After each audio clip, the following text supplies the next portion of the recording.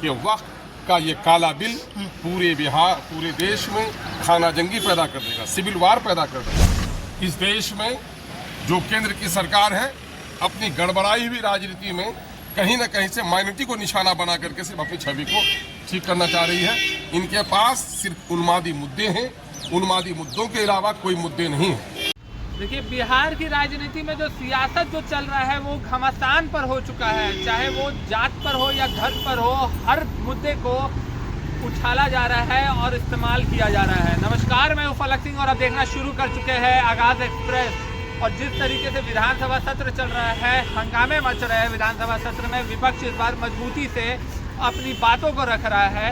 और इसी बातों के बीच में AIM से विधायक अख्तरुल ईमान ने वक्फ बोर्ड को लेकर के बड़ा बयान दिया है और मोदी सरकार पे सीधा हमला करते हुए नजर आ रहे हैं। आइए सीधा पहले उन्हीं से जानते हैं। जंतर मंतर पर वक्फ बोर्ड को लेकर के प्रदर्शन हो रहा है, इस पर को लेकर आज प्रोटेस्ट हो रहा है। यकीनन है कि वक्फ की जो जायदाद है वो मुसलमानों के पूर्वजों की दी गई जायदाद है और वो जो संपत्ति है वो किसी की निजी संपत्ति नहीं है।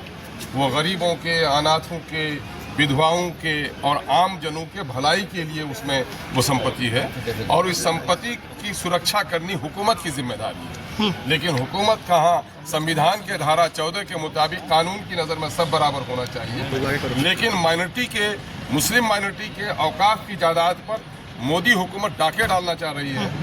और इस वक्त मुसलमान तमाम तरह आंकड़े कह रहे हैं कि मुसलमान शैक्षणिक एतबार से, सामाजिक एतबार से, राजनीतिक एतबार से हाशिए में जा चुका है। उसके उत्थान, उसके प्रोटेक्शन का काम होना चाहिए।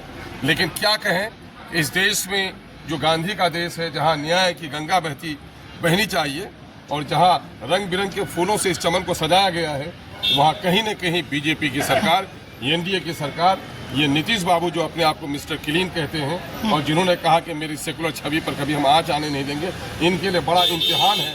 आज 17वीं तारीख को तमाम तरह इंसाफ पसंद लोग, हिंदू, मुस्लिम और उसमें मुस्लिम समुदाय के जिम्मेदार लोग आज जंतर मंतर पर प्रदर्शन कर रहे हैं। मैं अब भी सरकार से गुजारिश करता हूं कि वक्त का ये काला बिल पूरे बिहार, पूरे देश में खाना जंगी पैदा कर देगा, सिविल वार पैदा कर देगा।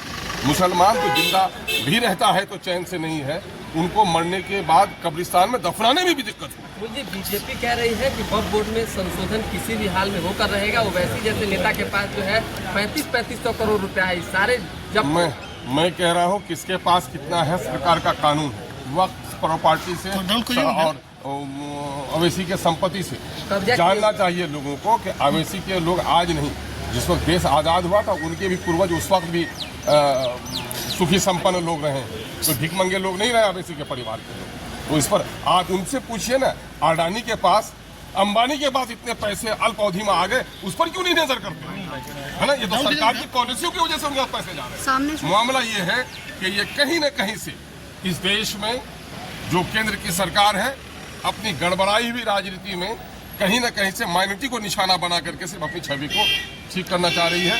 इनके पास सिर्फ उन्मादी मुद्दे हैं, उन्मादी मुद्दों के अलावा कोई मुद्दे नहीं हैं। अभी इस दिल्ली में इसने कहा था कि 2500 रुपये महिलाओं के खाते में दिया जाएगा, कहाँ दे पा रही है?